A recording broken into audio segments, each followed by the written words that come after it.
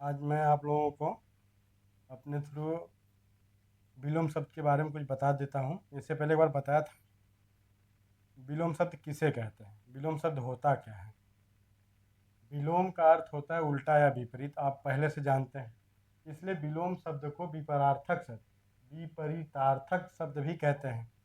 विलोम शब्द प्रयुक्त शब्द का ठीक उल्टा होता है और उसका ठीक उल्टा अर्थ भी व्यक्त करता है। इतना आज तक हम बहुत पहले से हम लोग पढ़ते आए हैं। जैसे जन्म का विलोम जो है वो होगा जन्म का विलोम मृत्यु, कठिन का विलोम सरल। और दूसरी बात, जिस पद में विलोम शब्द पूछा जाए आपको उसी पद में विलोम का जवाब देना है। जैसे संज्ञा पद का विलोम संज्ञा पद में ही दें, विशेषण का विलोम विशेषण में, क्रिया का विलोम क्रिया में, और क्रिया विशेषण का विलोम क्रिया विशेषण में। इतना तो शब्द पहचानने आ ही जाएगा धीरे धीरे। अभी आपको के लोगों के लिए आगे की क्लासेस ही सब पढ़ाऊंगा। संज्ञा किसे कहते हैं, विशेषण क्या है, क्रिया विशेषण क्या है, क्रिया क्या है, और उसकी क्रिया विशेषण ही होता है। ठीक। और इसको बनाने के लिए देखिए एक विधि यहाँ पे लिखा है ना, विलोम शब्दों की रचना निम्नलिखित प्रकार से की जाती है।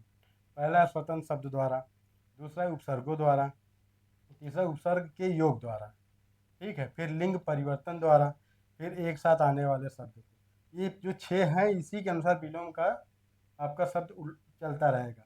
और इसमें अगर आप परिवर्तन करेंगे अपने से, जैसे उपसर्ग लगा के पूछा है तो आप संज्ञा पद बताएंगे या तो क्रिया पद बताएंगे, क्रिया विशेषण बताएंगे, तो वो ये आपका विलोम गलत हो जाएगा। अब जैसे मैं कुछ उदाहरण बता रहा हूँ आपको, विलोम शब्दों की सूची निम्नलिखित दी हुई है। कैसे विलोम शब्द का रचना होता है इसमें मैं आपको, जैसे अवर, प्रवर, अवर मतलब नीचा, प्रवर मतलब ऊंचा। जैसे अवर अधीनस्थ सेवा, प्रवर अधीनस्थ सेवा, पीसीएस में पोस्ट आती है। अरुचि, सुरुचि, अगम, सुगम, अपमान, सम्मान, अचर, चर, अज्ञेय, गे, अवनत, उन्नत, अदेय और दे। ये देखिए ये यहाँ लग जाए वहाँ न का भाव आता है, इसको आप लोग हमेशा ध्यान रखेंगे। अथा, अथा मतलब बहुत गहरा, जिसको थहाया नहीं जा सके, मतलब गहराई बहुत होगी। पिछला, अदृश्य, दृश्य, अधीन, स्वतंत्र, अनुयायी, विरोधी, ठीक, अमित, परिमित, अस्त, उदय। ये देखिए उल्टा शब्द है, स्वतंत्र उल्टा शब्द है। आरंभ, अंत, आदि, अनादि, अंत। ये देखिए उपसर्ग द्वारा बना हुआ आपका शब्द है। आदान प्रदान, ये भी उपसर्ग द्वारा है। आलस, स्फूर्ति, स्वतंत्र शब्द है। आकर्षण, आकर्षण मतलब मतलब किसी के को देख के आकर्षित होना। विकर्षण मतलब उससे कोई भाव नहीं लगाना। प्रतिकर्ष मतलब दूर हटना या दूर जाना। प्रतिकर्ष मतलब उल्टा के भाव, निगेटिविटी। आहार, निराहार, यहाँ पे आपका उपसर्ग द्वारा है। आधुनिक, प्राचीन, आदर, निरादर, आकाश, एक मिस्टेक है, पताल होगा।